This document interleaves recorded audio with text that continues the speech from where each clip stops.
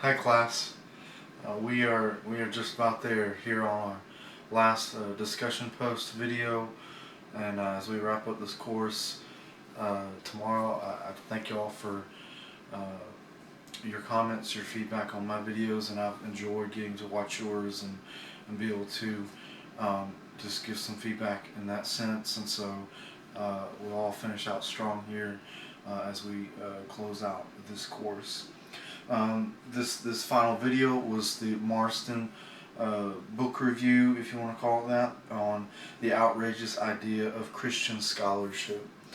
And Marsden, when I was going through it, it felt like for me chapters 1, 2, and 3 were his background and his leading up to what universities were and now how they are nowadays. And of course he's writing over 25 years ago, and how much further these universities have almost secularized quite a bit since even then.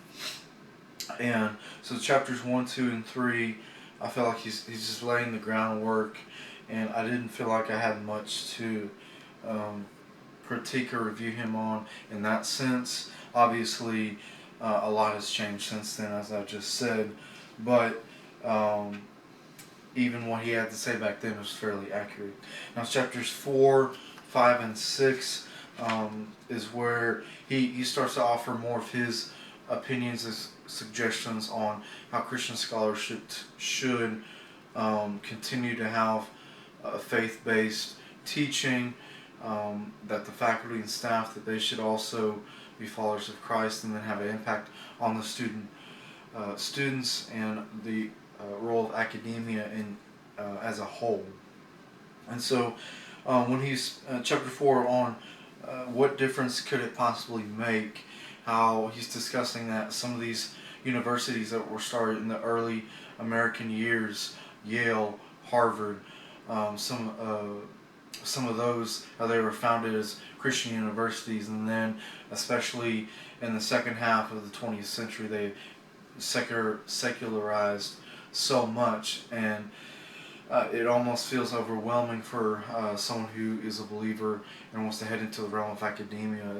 Is there any hope? Is it going to be there change? Will they be more accepting of Christians and allowing us to share our faith in a good way, in a good manner, and also other religions?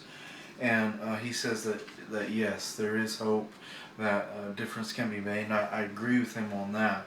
I think in some places it's harder than others, but it definitely is possible. And I didn't feel like I had much to say on chapter 5, but this latest chapter, chapter 6, building academic communities. Now this is where I felt like what he had to say was fairly unique. And a couple quotes. One was where he said, mobilizing Christian academics is not, first of all, an intellectual matter.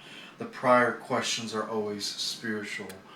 And I could not agree with him more that you cannot be regulated only to the intellectual and to the mind, but you must bring in the spiritual as well. And especially when it comes to teaching, when it comes to dealing with students. And so whether if you're a Christian university, obviously you have more freedom to do that, but if you're a secular one, I believe it's just as important, if not even more so, to have a spiritual walk with the Lord and bringing that in with your teaching, maybe not always out loud. And then another thing that I felt like he made a bold statement is, a religiously diverse culture will be an intellectually richer culture as well. Now he's speaking from a Christian perspective, but he's also including others as well, that universities and colleges should not only be secular in nature, that it takes away an important aspect of human life, but it also should have the spiritual as well. And I agree with him on that as well. His idea on sub-communities,